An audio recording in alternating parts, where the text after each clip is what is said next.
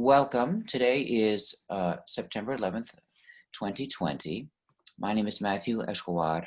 I teach French and Spanish in the Department of Languages, Literatures, and Cultures here at Seton Hall. And I am also the prestigious Fellowships Director. And we have organized this meeting here today to inform students on some of the opportunities that are out there, and also to hear from the experiences and to hear some strategies from two alumni who have both graduated from the School of Diplomacy, Santiago Losada and Felipe Bueno. And they will be talking about the Payne and the Fulbright, as well as, I'm not sure, Felipe, if you'll be making remarks about the Rangel perhaps as well. Yes, the Rangel. So we'll be also discussing and mentioning several other scholarships. In these opening remarks, I think it might be useful for me just to give you some very basic advice. As an undergrad, you want to, be looking ahead, even if you're, let's say, a first-year student, a freshman, or a second-year student. Perhaps you're saying, I won't really be applying for these typically until either the end of my second year or the beginning of my third year. The truth is that it's never really too early to start. It can be a very challenging process to apply. And also, when you think about the different moving parts involved, there are things that you really need to be starting on relatively early. And the good news is that, all of these scholarships, of course, are very competitive, right? So some people will say, why should I try for a Rhodes or a Marshall or a Mitchell or a Truman or a Rangel or a Fulbright or any of the other big name scholarships when their acceptance rate is 10% or even 5% or lower? And the truth is that, several things I would say to that. I would say that while it is extremely difficult, the process itself, believe it or not, is very rewarding and important. And here's partly why. When you think about the studies that you're doing, although your studies are, of course, not focused exclusively on your future professional career, they are closely linked to that. And many of the skills that you will need for job interviews, many of the skills that you will need for graduate school applications, you will be honing those skills as you go through this scholarship preparation process. So one of the reasons for that is that you will be required, no matter what scholarship you apply for, to make a personal statement in which you will be talking about who you are, where you come from intellectually, what your values are, but also it'll be a statement in which you will have to articulate in a clear, concise, and specific fashion what it is that you want to study, why you want to study it, and how you want to study it. And these are the kinds of things that this process of having to explain to others your ideas will help you further on in your career, no matter what you apply them to. So irrespective of whether you are chosen as a recipient for one of these scholarships, of course, that is the goal. And that in itself is a very rewarding experience, obviously. But irrespective of whether you're actually chosen, the process of preparation itself is valuable. And something else, part of this process, of course, is really, it has a complete overlap with everything else that you're doing intellectually and professionally, right? So one of the things that you want to do to be a competitive applicant or candidate for one of these top scholarships is to do something like the best internships in your field, right? So that's the kind of thing that you should be doing anyhow, right? And it forces you to get involved in that process at perhaps even an earlier time, right? So how do you do this kind of thing? One of the first things that I like to tell candidates is that they in their first year, they will find professors, with whom they're inspired by. They will find professors whom they think understand them, right? And if that's the case, you may find one, you may find two. If you're lucky, you may find three. I would suggest that you you make an appointment with this professor, and then you go and share some of your thoughts, some of your dreams for your career, right? And some of your ideas, and also ask questions. These are experts in their field, and these are people who, because they're experts, and you know, these fields are varied, right? Being an expert on one subject, which may be relatively vast, doesn't mean you know everything about every possible subfield, right? But those can be the people to turn to if you want to study something perhaps more narrow that that person doesn't specialize in. They can give you ideas of whom you could contact to develop those ideas further, right? And you know, you're constantly building sort of, I think, as you go further on in life, intellectually and professionally, a set of contacts of people with whom you feel you have something in common, people whom, especially as a younger person, whom you can turn to for advice and also feedback on activities that you're involved in, on essays that you may have to write for these scholarships, for example. And so, you know, of course, you have to be sure that depending on the scholarship that you're allowed to get that feedback. There are a few that have severe restrictions on whom you can ask and whether you can ask for help. The Rhodes in particular does not allow for any feedback on the statement. But even with the Rhodes, it's very valuable to speak to either someone like me or, in addition, of course, any trusted professor, colleagues, people whom you have interned with perhaps, other professionals in the field, in order to ask them, you know, for feedback on things that you have written. So there are other, for example, the Marshall or the Fulbright, you're allowed to get feedback on the things that you write. And you always want to, in addition to, you know, to coming to someone like me for that advice, you want to bounce your ideas off of other people, and especially experts in your field. I have a document here. Let's see if I can find the share option. Okay, share screen. Okay. Okay, hopefully everybody can see this. It is a Word document which I have adapted from something that that was published on the website of the Truman Scholarship. And I believe they title it, Are You a Potential Truman Scholar? And so I have adapted it somewhat, but I've kept most of their ideas, and I've just labeled it Strong Scholarship Applicants. So here are some of the qualities, right, that you will have to demonstrate, and that you will have to basically have to be a successful scholarship applicant, right? So some of the things they list: community service, leadership, academic record, right?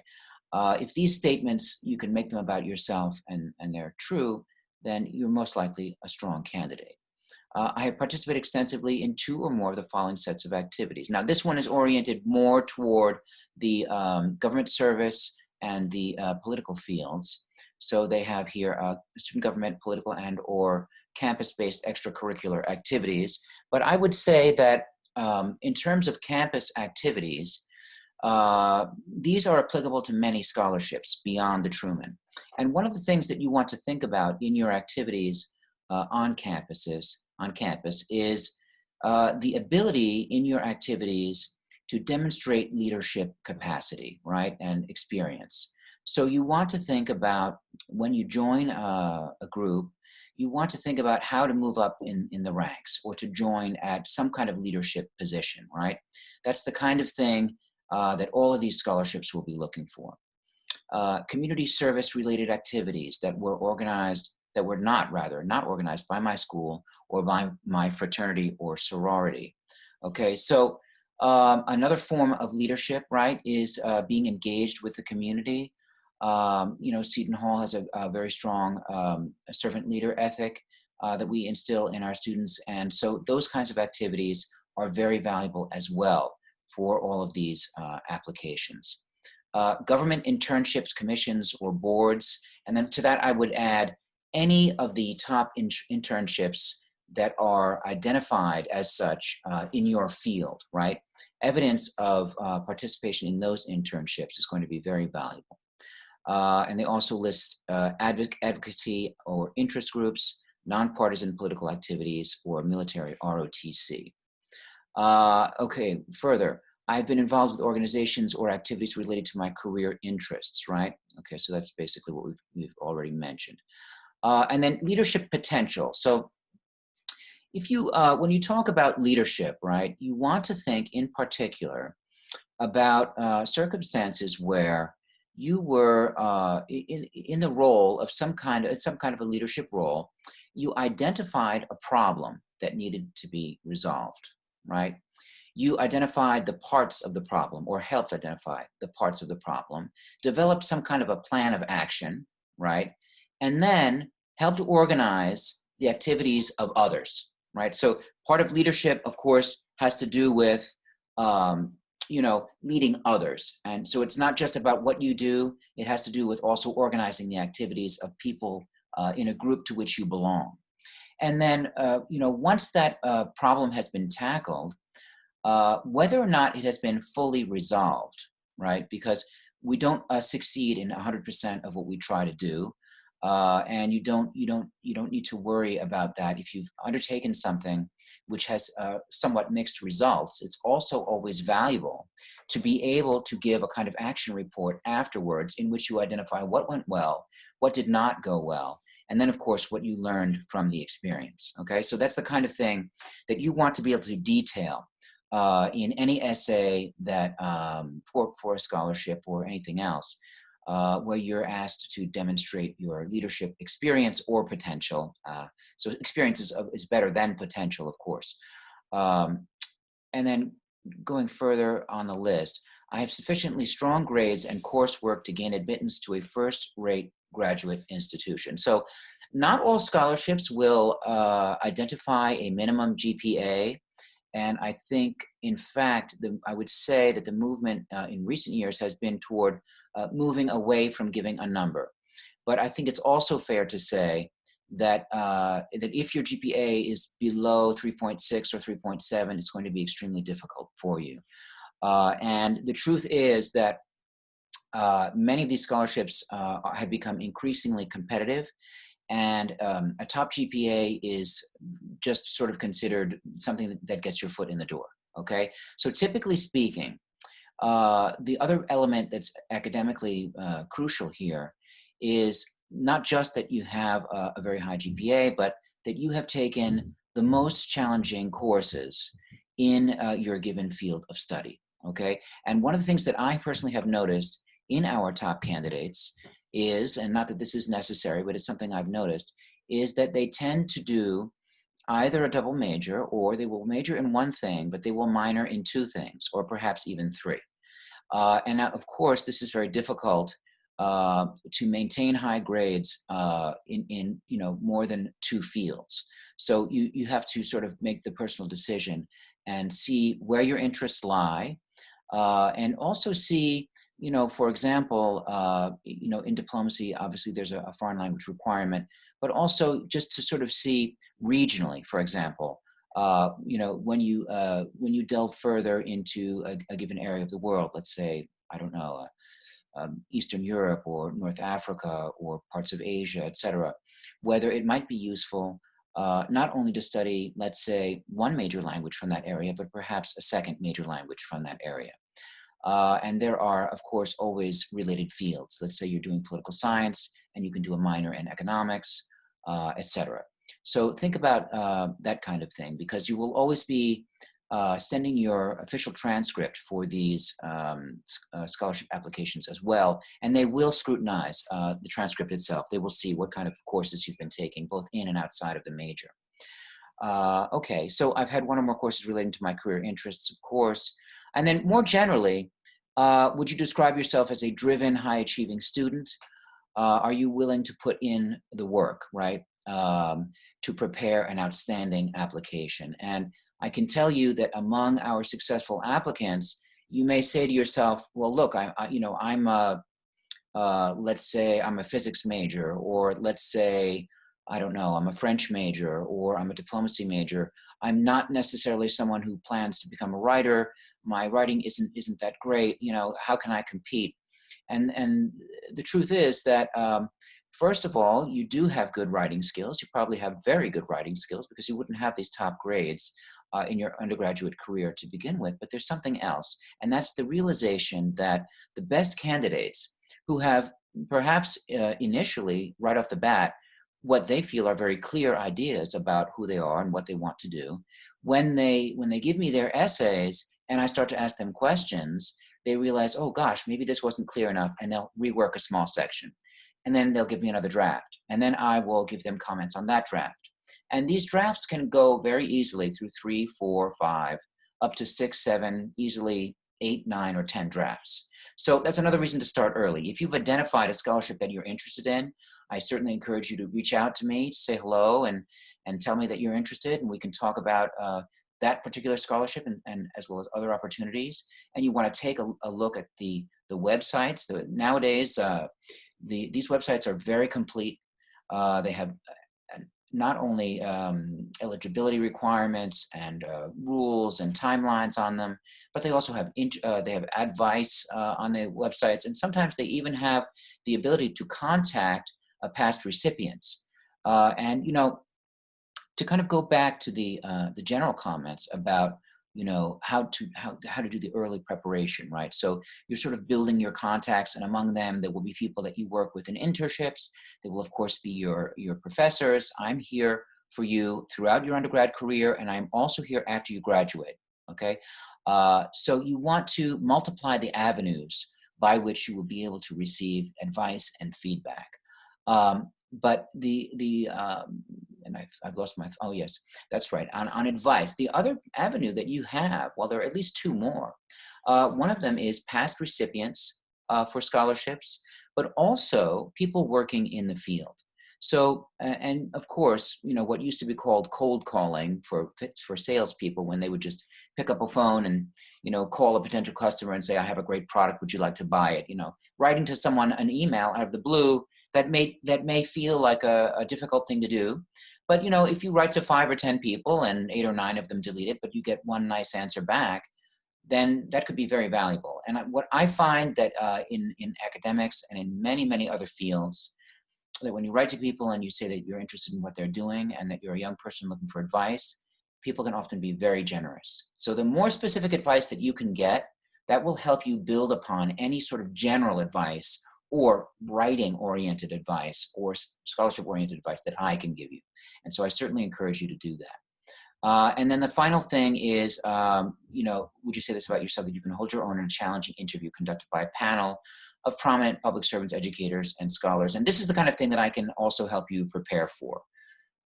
So I'm going to stop the share. I have a document on the Fulbright, but I think I'm going to let Santiago talk about that. Would you like to start, Santiago? Yeah, I can do it. I'm going to make you, let's see, I've got the 3 dots here. I'm going to make you a host now. This is a graduate of the Diplomacy School, Santiago Losada, and I'm going to let him tell you a little bit about himself. Here you go. Okay. Okay. All right. Hi, everyone. I'm Santi. Like Professor Escobar said, I'm a graduate of the Diplomacy School. I graduated May 2019 along with Felipe. We're actually in the same class.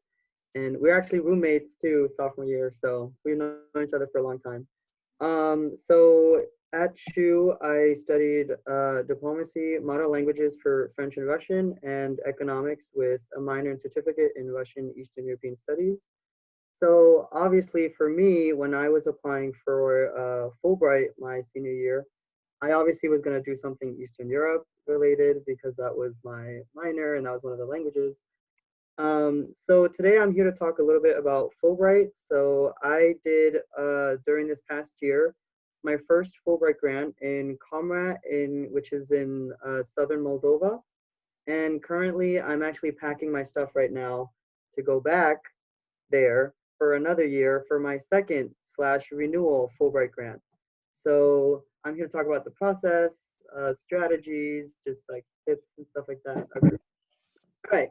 So the first thing that I would say when it comes to Fulbright is, number one, you have to know what type of grant you're applying to. And number two, you have to know what country you want to apply to. Okay, so if you didn't know, with Fulbright, you can only apply to one country and that's it. Like you have to put all your eggs in one basket and you have to hope for the best, right? So that's why picking the country that you want to go to, hopefully, is very important. I'm gonna see if I can share a screen of the Fulbright website. Just give me a second.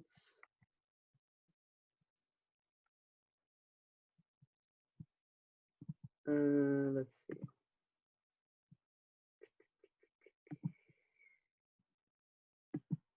I don't know if this is working or not. Is it working? I don't even know. Yeah. Okay. Yeah, So this is the official website for the Fulbright program, and so underneath it you can go to countries, applicants, but I'm going to go to statistics, and the reason why is because you can actually go to all of the countries that have a Fulbright program in them, and you can basically calculate your chances of success for each individual country. So that can help you in deciding on what country you might want to apply to. So for example, just for this demonstration, I'm just going to show Latin America. So say you studied Spanish at Seton Hall, and obviously the first choice might be to apply to Spain, right? The problem is though, Spain is very difficult only because there's so many people who apply. So let me just show. So here it just shows the amount of applications they received for that year. So it goes to the past 3 years. They show the amount of applications and the amount of people that received the award in the end. So as you can see with Spain, it's super difficult, okay? So yeah, like they always get 700 or 600 people and then they only get 190. So, I mean, if you want to apply to Spain, just for example, go ahead, but just recognize it will be harder. So maybe instead of Spain, you could look at like another Spanish-speaking country that might have a higher chance. So I don't know, just like Chile or something, you know. So that's why I encourage everyone first to look at this website specifically at a region that you're interested in, and then honestly just calculate the percentages of acceptance versus denial, and then you can kind of make a bet in what your country might be, right? Okay, so let me just stop that. Okay, so that's like the first thing, right? So when I was applying, I did that with Eastern Europe. So obviously my initial thought was like, oh, okay, Eastern Europe, so Russia, right? But no. In the end, I was like, you know what? Nah, not about this. So I did the same thing. I went through Eastern Europe. I looked at all of I calculated, right? All of the acceptances versus denials. And then my top three options turned out to be Moldova, Belarus, or Georgia. And in the end, I chose Moldova for my host country because I did a project about the country my sophomore year. I took a class on sustainable development and we had to come up with like a project to help a specific nation. And turns out we did Moldova on youth unemployment. So I had that already, I had that experience on the country already. And then on top of that, the people there grow up as bilingual people with Russian and Romanian as the main languages. And for me, that was really special because I also grew up bilingual with Spanish and English, and I grew up as well as a dual citizen, and a lot of people there too. So there was that kind of personal connection, right? So even though I'm not Slavic at all, I still had that connection with the people. So I was like, you know what? There we go, Moldova. Boom, that's it, right? And then that's the first thing. So pick your country and pick what type of award. So as you know, Fulbright has the ETA awards, which is where you're basically going to be helping to teach English, either as an assistant or you will be the professor yourself. Or you can do a research grant, which is where you go to your country and you do the whole year working on a research project that you have in your mind, right? So those are like the big two. There are other awards, like there's a Fulbright Scholar Award, but those are usually for like grad students and there's like PhD stuff. But for undergrads, the big two is research and ETA. So just some stuff about both. So obviously, as I said before, the research one, you will be conducting research during the year. That's your main priority. And the ETA one, you will be teaching as well. But in the ETA award, you also have the chance to conduct some of your own research too. So you can do like, because you're not teaching full time. You only do it like, I think for me it was 20 hours a week, and the rest of the time I could do like whatever I want, right? So there, during that free time, that's when you work on your own research, or you do your own like personal projects to help the community as well as to help yourself and your goals of when you come into the host country. So even though it's a teaching grant, you still can do research for it. And why am I saying that? The reason why I say that is because just statistically and like historically, Seton Hall, we've had better, like I guess, rates of people getting accepted for teaching grants rather than research grants. Because with the research grant, you have to be partnered with a specific institution in that host country, which can be difficult because if you're going to go somewhere that you've never been to before, you probably don't have a connection with a university over there, right? So that's why the teaching one could be better off for you. Because with the research one, you have to know what you're researching in advance. You have to be very specific in the project and how you will conduct the project. And you have to have that, again, that connection with that host university. Okay. So once you get those two things out of the way, then you have your country, you have your grant. Now it's time to start the freaking application. So that's the best part, right? So within a Fulbright application, there consists two main statements. One is called the statement of grant purpose, and one is called the personal statement. As you can probably tell, the personal statement is about you personally, right? So it's why you, right? And your story. And then the statement of grant purpose is essentially what would you do with a Fulbright grant? Why should we give a Fulbright grant to you? Why this host country as well? They do ask that, which is again, that's why the host country is important, okay? So those are the big two. On top of that, they also ask like mini questions, and those tend to deal with how would you engage with your host community? That could be one. Or how would you like I guess interact with foreigners type of thing? Because they want to know people that are not shy to talk to others. That's a big one. Because if you're in a host country and you just curl up, it's not going to be effective. You have to be able to go out there and like kind of risk it, just like go out, right? So those are the mini questions. So the big two essays, that's the most important part, obviously, because the rest of the application, it's like standard procedure, like, biographical information, residency, nationality, that's like standard stuff for applications in general. But the big two are the essays.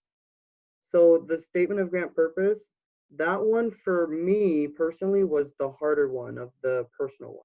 Because with the personal statement, you can always just talk about yourself, right? But for the statement of grant, you have to talk about yourself, but how that connects with a Fulbright grant and how you are the special person to receive that grant. They want to know why they should give it to you and not to someone else who's applying. So that was the harder part for me, you know. I would show you my personal statement and stuff, but like I don't think I'm allowed to.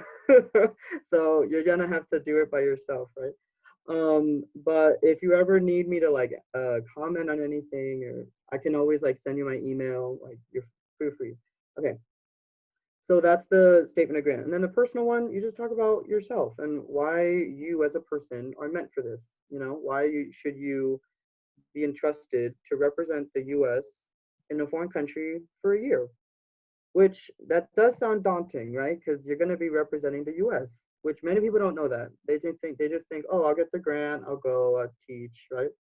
But while you're teaching, you're also representing your country, and you're being an ambassador, not official ambassador, but a cultural ambassador to people, and that's the mission, right? You're supposed to help people in your host country understand more about Americans, and then you're supposed to help your fellow Americans when you return understand more about the people in your host country. So that's like the trade-off. Mutual understanding. That's the big word they love to throw at you. Okay, so there you go. That's the big one. Okay. So some tips for applying that I thought were useful for myself was be able to reflect. That's number one. Like some, I know that might sound like I don't know, kind of weird reflecting, right? But it does help a lot with your essays because you do have to do that. You have to reflect on your whole story and how you yourself can kind of attach yourself to Fulbright. So reflecting is key because then you're able to think deeper about yourself and about your goals and ambitions. And you're about to think, and you can think about how this grant can help you in the future. Because if you think about it, it's like an investment in you. So you have to show them why it's a good investment in you and why you will be able to be a good asset for them. Not just during your time in your host country, but also after you leave, because they want to know that you will be engaged with the Fulbright program as well as with your fellow citizens, as well as even if you with your friends that you create, that you make friendships with in your host country. So it's not just when you're there, it's also after you leave. So that's one, reflect. Number two, just don't be nervous. Like I know I was because I unfortunately made the mistake of starting my application like just 2 months before the deadline. I did because like so I normally you apply as a senior. That's number one. You can't if you're a junior or a younger classman, you can't apply right now because one of the big I guess requirements is you need your bachelor's degree to apply. So normally you apply during your senior year and then if you get it, then you go the year after you graduate. So that's what happened with me. So you apply senior year, don't apply junior year. Okay, don't do that because then unfortunately they're gonna say no because you don't have a bachelor's degree. So don't do that. Okay, so reflecting is one. Don't be nervous is the other one. Okay, because it is daunting. There's a lot of stuff to do. You have to do your two essays and the mini essays and everything, but it's okay. Keep calm, carry on. You'll be good. You'll be good. All right. Number three is make sure you think about who you want to be your recommenders. Okay. So with the Fulbright application, you need at least 3 recommendation letters, as well as a foreign language evaluator.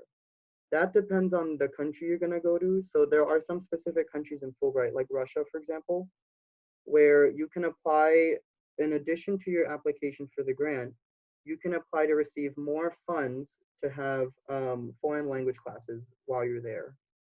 Not so for all the countries. There are only specific ones. Russia, I know, is one of them for Russian. There are other countries for those specific languages as well. So in that case, you can apply for that as well. And that's why you will need your recommenders as well as foreign language evaluators. Okay. So if you took a foreign language at CHU, someone that you really admire, ask them, what's the harm? Personally, I asked Professor Kupta for one. So she had the pleasure of helping me out with that one.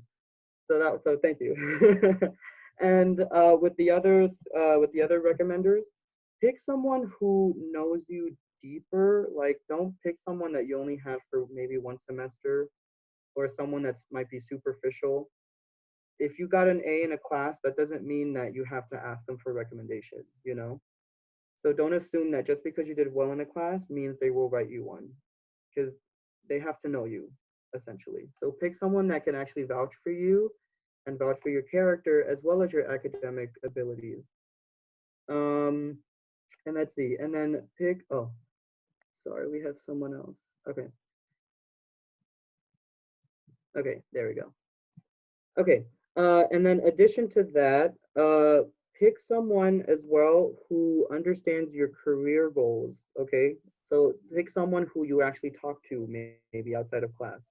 If you don't interact with them at all outside the classroom, maybe it might not be such a good idea because they're not gonna know anything about you except from what you did in class.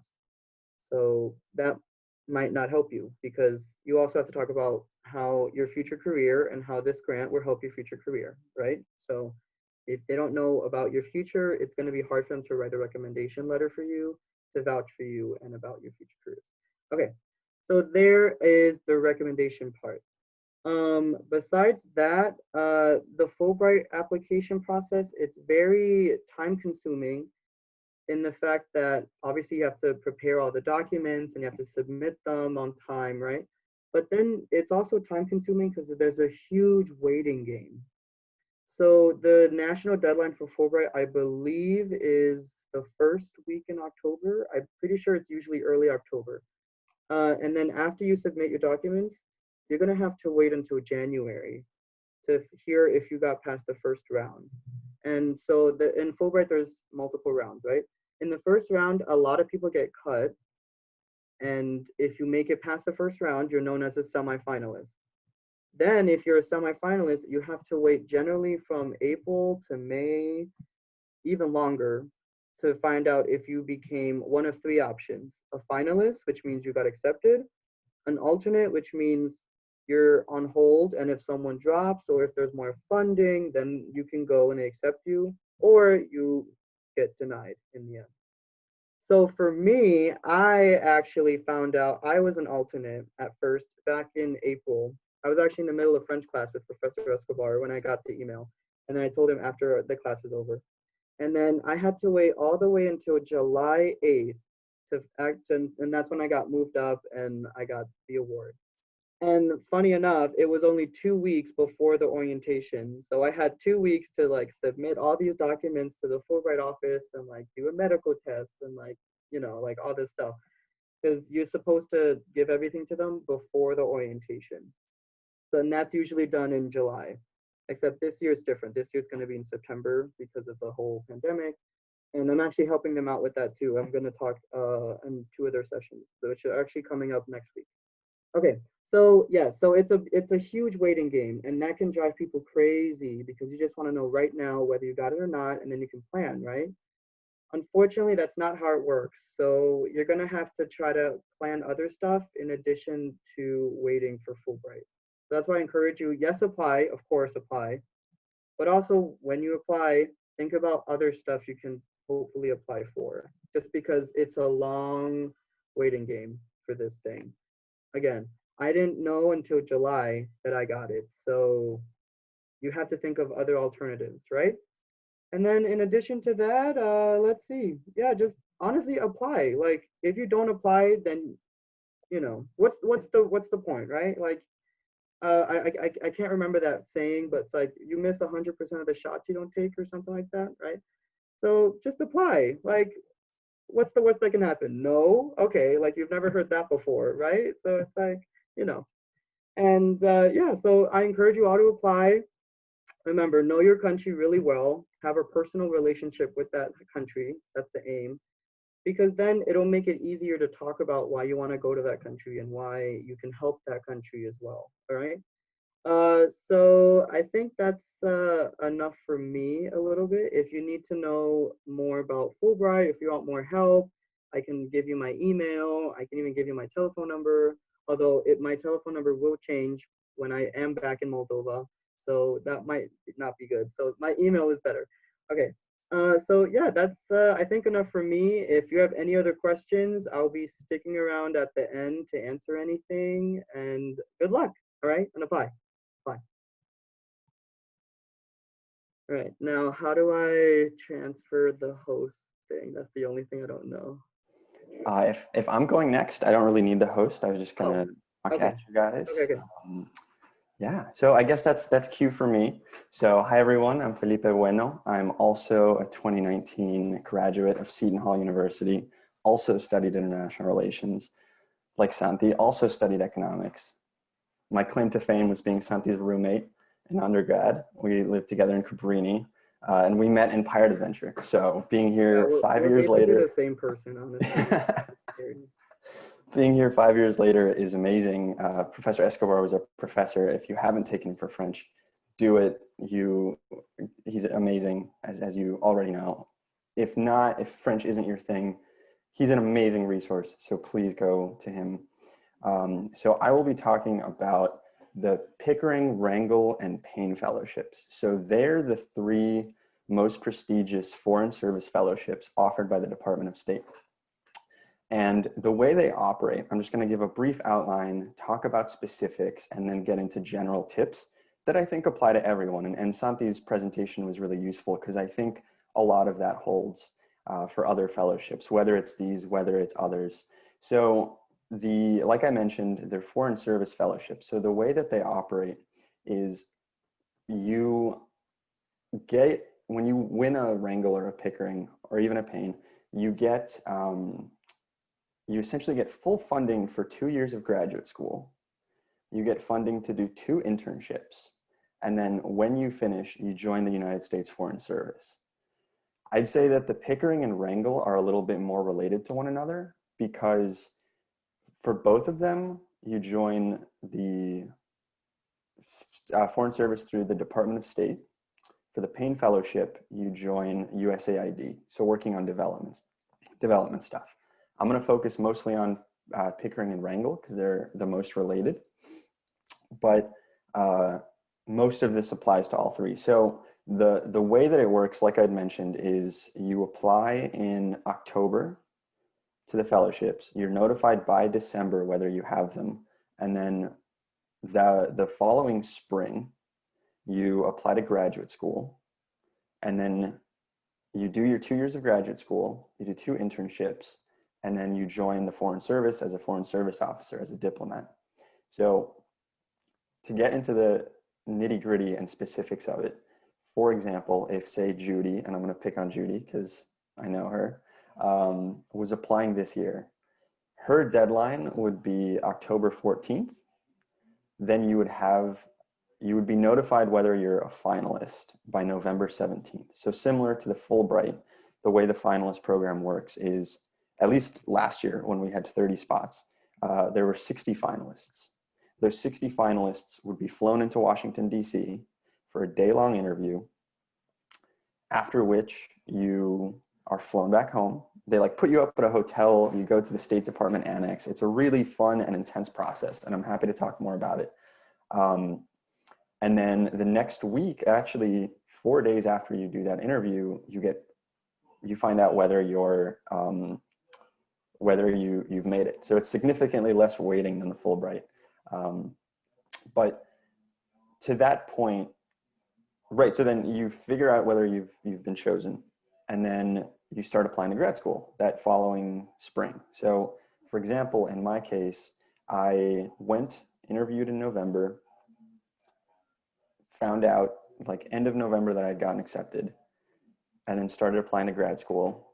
I ended up deciding to do my graduate program at Harvard University's Kennedy School of Government, but you can do your program anywhere as long as it relates to international relations. So I know people that are doing a master's in business administration. I know people at journalism school. As long as it relates to the goal of the Foreign Service, you're pretty much in the clear, which is what makes it such a enticing fellowship. Some specifics about it are that for the 2021 Rangel program, so if Judy applies, there will be 45 fellowship spots. So that's a 50% increase from last year. So to Santi's point of encouraging you all to apply, definitely take it. Please apply. The Rangel Fellowship has grown by 50%. So statistically, you're more likely to get it than I was when I was in your shoes. Additionally, the fellowship is actually paying out more money this year. So I'm really happy for all the new class, but I'm jealous that they get more money. But the way that it works is the 45 fellows get $42,000 annually for 2 years for tuition, room and board, books, and any associated fees. So that includes $24,000 for tuition, $18,000 for a stipend. And so you might be asking yourself, well, that doesn't sound like it would cover the whole program. Rangel and Pickering have relationships with the best international relations schools in the country.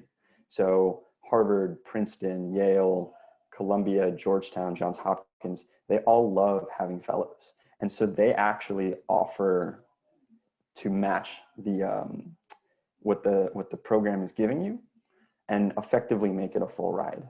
So for example, I applied to 6 schools, 4 of those offered full rides, and then 2 offered about a 90% full ride.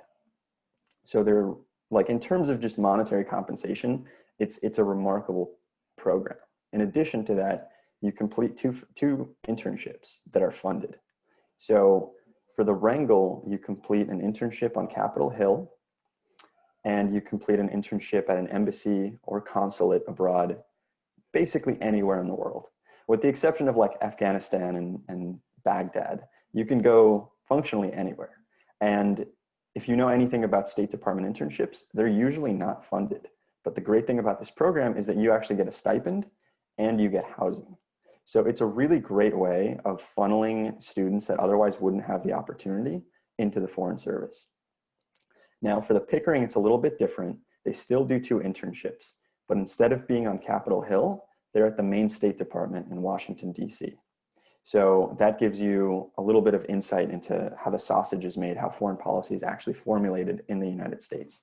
And as far as Capitol Hill goes, you can be pretty much anywhere. I mean, we've had fellows on the Senate Foreign Relations Committees. We've had fellows at Nancy Pelosi's office. We've had fellows at the Senate Armed Forces Committee. It's a really great way to get insight into how foreign policy is made on the legislative side, instead of on the executive side, which is where the State Department falls. So on the application front specifically, and maybe these tips will be more applicable to other fellowships as well, but I echo Professor Escobar's advice: apply as early as humanly possible, especially for the Rangel and Pickering, because you also have to apply to grad school. So if you're running to do a Rangel fellowship and really tough graduate school applications, it's going to be stressful. That was my case. Like I found out maybe like on a Thursday that I got the Rangel, and my application to Harvard was due a week and a half from that point. So I was scrambling to email professors. I was scrambling to get documents in. It was horrendous, and I almost didn't get in just because of that. So definitely apply as early as possible. The application for the Rangel works in that you have 1 essay, 3 letters of recommendation, and you have to fill out a form including, previous work experience. Because the fellowship is geared towards students that have historically been marginalized from foreign service. So historically women, persons of color, African Americans have all been marginalized from the foreign service. So if you talk about why you identify as those communities, it helps meet the goal of the fellowship. So for example, the running joke at the Department of State is that diplomats are male, pale, and Yale, right? So Northeastern, Ivy League educated, white dudes. So, and that's fine. Like you can still apply as someone like that, but the point is to help introduce diversity to a department that is lacking. So the essay is essentially around that idea of why you as an individual should serve as a foreign service officer. So it's pretty large in scale and scope. It's not just, I deserve this fellowship because I'm interested in this field of study. It's, why do you want a career representing America? And diversity can take all sorts of shapes, right? Like you don't have to be, don't think about it in like traditional concepts of diversity. If you had an upbringing that is very unique, I mean, that's what they're looking for. So it's that essay, it's the letters of recommendation. I think Santi hit the nail on the head. Get professors that know your work as a student, but then also as how you have contributed to the campus community. So get professors that know you for your work at campus organizations. Get professors that know you for extracurriculars, Greek life, any number of things. And like Professor Escobar was saying, make sure you have those relationships early. If a professor has had you in their class for 6 months, they've also had 40 other students in that same class. But if that professor knows you from freshman year, from sophomore year, and now it's senior year and you're applying, that's really, really useful. So once you get those letters in, and once you get your essay completed, and I echo the sentiment of multiple drafts, get as many eyes on it as you can.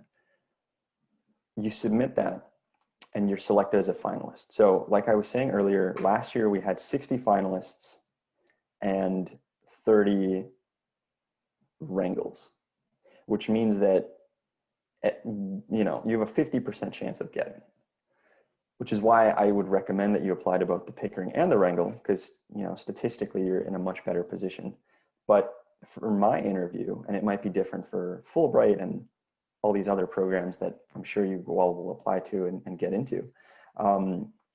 The way the interview was structured is, like I mentioned, we went to the State Department and we had to write we were sat in front of a computer, we were given 10 prompts, and you had to write just on the spot about a substantive foreign policy issue. You had an hour, there's no spell check on your computer, and you were given a 10-minute warning, and then they took it away from you. So to the point of Professor Escobar about writing skills, they're incredibly useful. And I don't believe that you get them solely from class. I mean, you have to really learn to write, under time constraints, on the fly, and do it well. So I really recommend, especially for this program, you'll have to apply to graduate school. So I recommend studying for the GRE in tandem to your application, because it'll really get you working on those writing skills that will prove really crucial when you sit down and you're answering that essay prompt. After that, you have an interview before a panel of Foreign Service officers. Now, we have to sign non-disclosure agreements, so I can't get into specifics about what that looks like. However, I can tell you that it is incredibly daunting because, at least in my scenario, one of my interviewers was was a member of the Senior Foreign Service, so the highest caliber of American diplomats. One was a former, now retired ambassador, and the other one was a admissions counselor from one of these top universities. And you're given 10 minutes to answer their panel of questions. If you go over, they will cut you off. If you ask questions, they will not answer. And so to that point of Professor Escobar wanting to serve as a resource to you, please take it. The School of Diplomacy offers mock interviews. If you're not in the School of Diplomacy, I'm sure that the Career Center offers mock interviews because they're incredibly useful for scenarios like this. I'll never forget the Senior Foreign Service member that asked me a question at one point was taking notes on my answers. And halfway through my answer, he just took his glasses off and stared off into space. Like, it is intentionally brutal to try to beat you down because at least for these Foreign Service scholarships and fellowships, they want to know how well you can act under pressure. And especially if you're going to go on to become a diplomat and represent your country. So in the Fulbright, it's, you're going to represent your country by osmosis because you're an American in the country studying and interacting. With the Rangel and Pickering, it will be your job to represent the country. So they emphasize those interpersonal skills a little bit higher, but they're just as valuable to any fellowship, including Fulbright. So yes, in the process of both getting ready for that interview and then also writing your essays, Professor Escobar made a really good point of speaking to students and people in the broader network who are doing what you want to do, right? You don't have to reinvent the wheel. People have gotten these fellowships. People have gotten the Boren Fellowship. People have gotten, the Rhodes Scholarship. It's been done before. So there's a roadmap for how you can do it. In my scenario, I reached out to former Rangels and Pickerings and I asked them, look, I know you're obviously limited on what you can say, but whatever you can tell me, I'd love to hear it. And it was a lot of cold emailing. It was a lot of cold LinkedIn networks, like messages.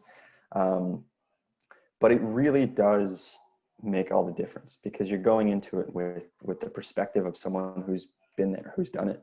So, and you have Santi, you have me as resources. We can guide you through it. We can look over essays. We're happy to help you all. But definitely don't think that just because this is new to you, you have to go at it as if it's never been done before. I also want to give you the kind of the opposite advice of Santi. He said, to go and calculate chances and probabilities. I just get way inside my own head when I start calculating how many people are applying, how many spots there are. I found that to be destructive instead of constructive. So if that helps you for the Fulbright, fantastic. But I found it to be really, really distracting. And That's not to say like you can't be strategic about it. Obviously, optimize and leverage your past experiences, but there should never be anything to dissuade you from applying to these fellowships. Because if other people have done it, you can do it. There's functionally no difference between the two of you. On that, one last note specific to this fellowship is that because you will be a diplomat, right? That is the goal of this fellowship, is to funnel you into the State Department. The State Department has a wealth of information on what they expect from their Foreign Service officers. So if you're applying to this, you don't have to go in cold. There's a document called the 13 Dimensions of a Foreign Service Officer. It's put out by the Department of State, and it's what they measure every single diplomat by. It's stuff like verbal communication, written communication, quantitative analysis, being able to work in teams, and every single aspect of this fellowship program, the interview, and then the larger Foreign Service exam measure you against that yardstick. So find that and find how your story fits into those dimensions, into those, modalities. And Professor Escobar can correct me, but I'm sure those resources exist for different fellowships, for different scholarships. Like, there are metrics out there. You just have to isolate them and figure out how you relate, how you, work with those. So I'm sure I'm forgetting something. So if I messed something up, if I left something out, feel free to reach out to me. I gave Professor Escobar my email. He can share that with anybody who's interested. I can share my phone number. If you want me to look over your application or just bounce any ideas off of you, please let me know. And I'm happy to stay on along with Santi and answer any questions. Thank you all. Just one quick thing. I just remembered this. So please, this is not just for Fulbright, but I think for any fellowship or scholarship you might be applying for, do not exaggerate what's on your resume, because the first thing any person on a scholarship board will do is go through that resume and test you on it. And specifically for Fulbright, especially do not do that with your foreign language capabilities, because they will simply just ask you and interview you in that specific foreign language and see if you fail. So do not be one of those people who says they're fluent in something and then it turns out they're not. So that's just a foreign language thing, but just anything. Don't exaggerate on it, because you will get tested on it. Okay. And Santi, you just reminded me of something super useful. So actually, there's an interesting relationship between the Fulbright and the Pickering Rangel fellowships. And that is that they're both administered through the Department of State. So when you submit your Fulbright, the person at the end of the process that's looking at your application is actually a Foreign Service officer. It's a diplomat in that country. It's traditionally a public diplomacy officer that has a huge hand in selecting who gets to come to the country. And that's useful for two reasons. One, your audience, who's looking at your application. But then also, when you get the Rangel Fellowship, you have to say yes or no, unless you also get the Fulbright. The Fulbright is the only program that you can defer your fellowship for. So let's say Judy applies to both and she gets both. She can tell the Department of State, I still want to be a 2021 Rangel Fellow, but I want to start a year later so I can go to Moldova to be a Fulbright. And that's the only case where they will let you do that. So you can go, you can have your year in Moldova, and then you start the fellowship, your place is held in line, and you would just start with the next class. So if you're a 2021 Rangel Fellow that defers, you will just do the entire process with the Rangel 2022s. And that's valuable because you have more in-country experience. You can, perfect the language. If you want to serve in, for example, if Santi was to do the Rangel, when he joins the Foreign Service, he's now got in-country experience in Moldova with the language. So if you're anxious, if you want to apply to Fulbright and you're anxious about the long wait, apply to the Rangel, because then one, you can do both, and then also you'll find out in early December whether you got it. So it's something to tide you over.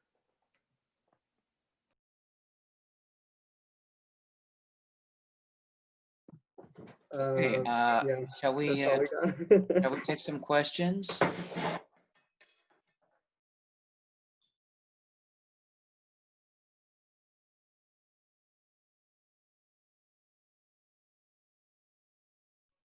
Would anyone like to ask a question? You can either type it into the chat or simply unmute and ask it.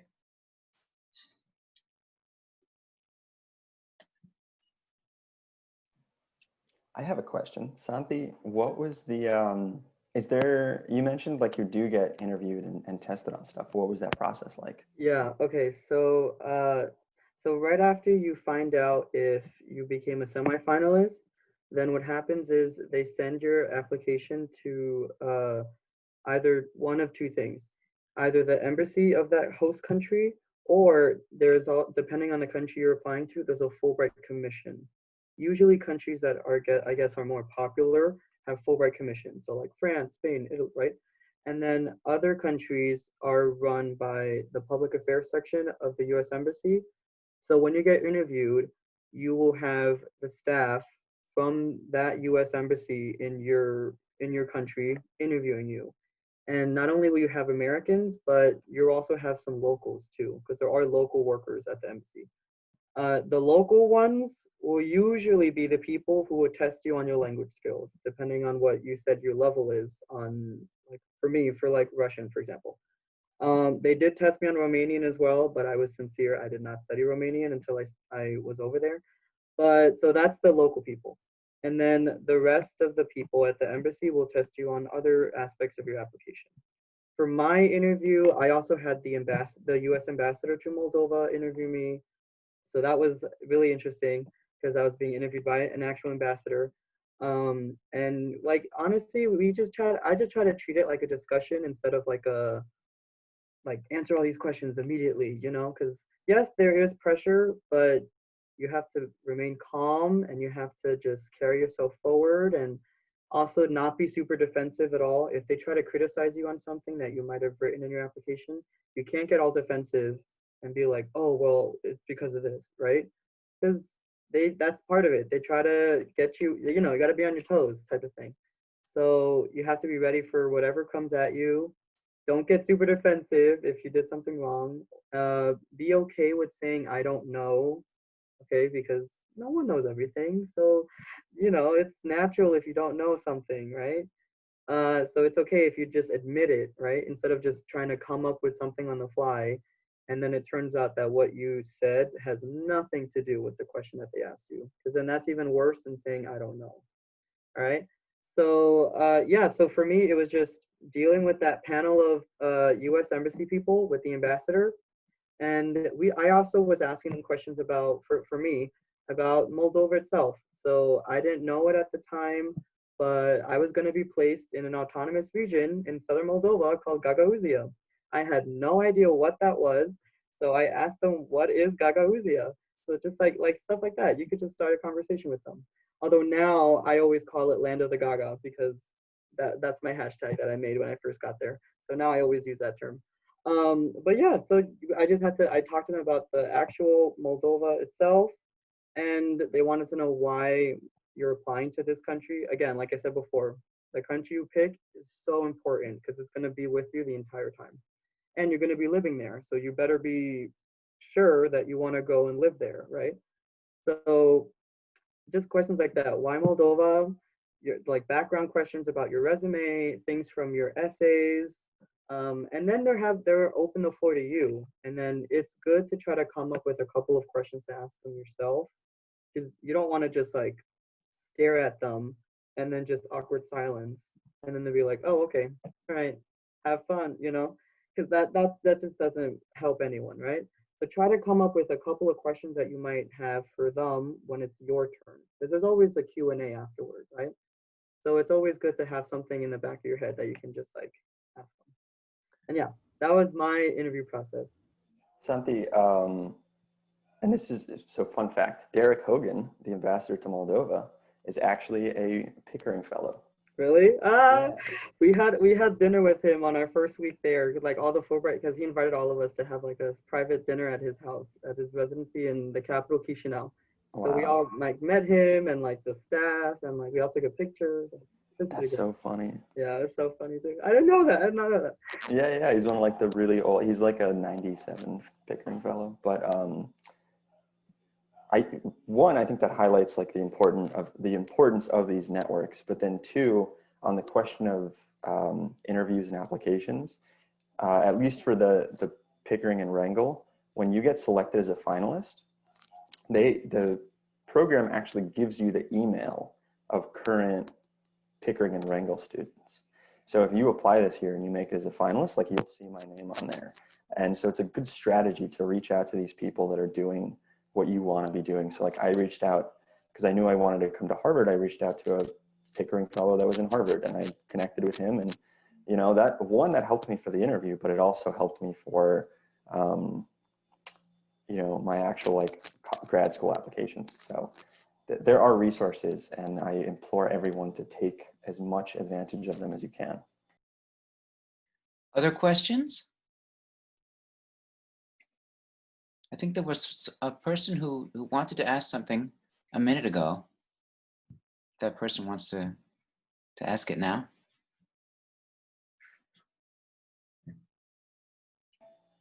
I see that Hamad, I hope I'm pronouncing that correctly, asked us to leave our email addresses in the chat box so we can communicate via email. I'm comfortable doing that.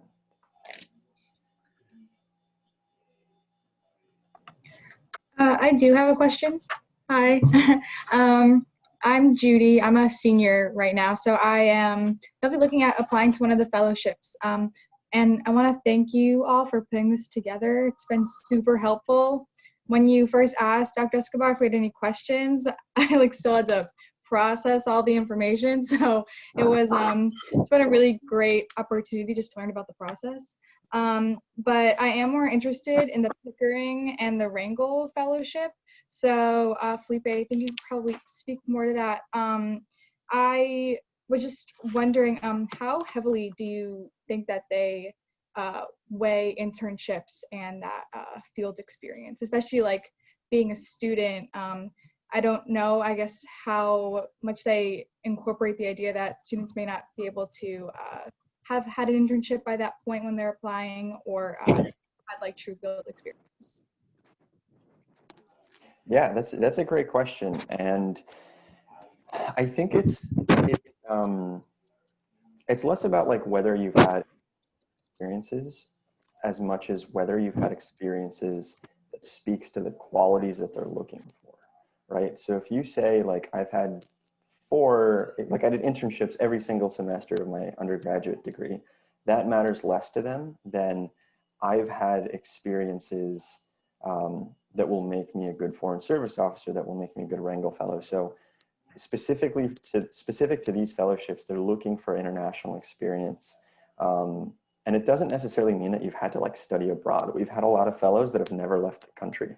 And the thinking is, this fellowship was created for people that didn't have access to the traditional route to the State Department.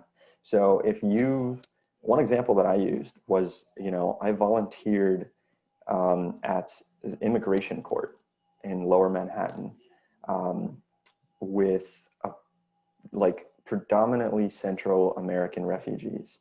And it wasn't like a structured thing. It wasn't, you know, I went in every week for X amount of hours, but I took away from it some really important skills, right? I took away the ability to connect with someone from a different background, to communicate across a language barrier, to, you know, work on sensitive issues. A lot of these people that were at immigration court had been, you know, political refugees or, you know, sexual violence based refugees. And so that's all to say, the Rangel is measuring the individual experience more than like, you know, how many internships did you do? They're looking more about what you did than where you did it, and how you can connect it.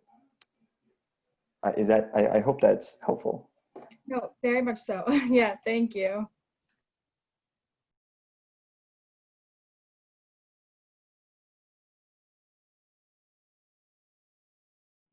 Okay, do we have any other questions before we finish up?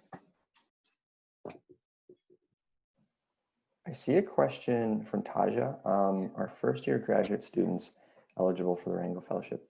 Unfortunately, they're not, but I will caveat that because we've had students complete their graduate studies at a different institution and then apply to the Rangel Fellowship. So we've had, for example, there's a Pickering right now who's a former lawyer.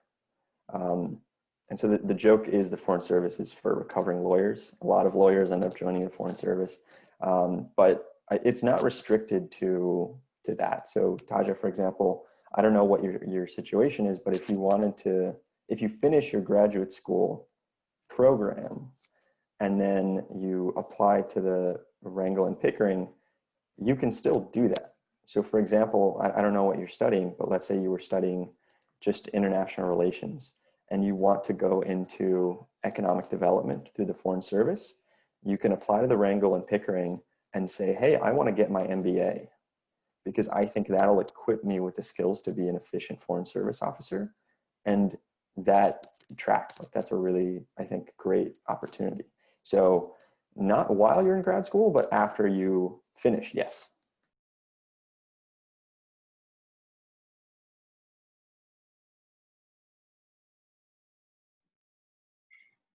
Okay, so I think we can finish here. Thank you so much to Santi and Felipe. And I think I'll just repeat what I said earlier, which is I'm here for you as a resource. I encourage you to contact me if you're interested in applying for anything. I put in the chat 2 links that Felipe had sent me earlier, one on the Rangel and the other on the Pickering. And I also put a link to the Provost's page on prestigious fellowships, which is sort of a good place to start for basic info on, I guess, 8 or 9 scholarships is there. Another resource, which I'll put in the chat again, is profellow.com. That is a free search engine for fellowships and scholarships of many different kinds. So you can just go there and look in their search box, type in a keyword, and get information on scholarships on many, many different subjects and in many fields. Thank you once again to everyone, and a special thanks to Felipe and Santiago. Good luck, and I hope to see you soon. Thank you. Thanks. Thanks for coming, everyone. Thank you all so much. Santi, if you're still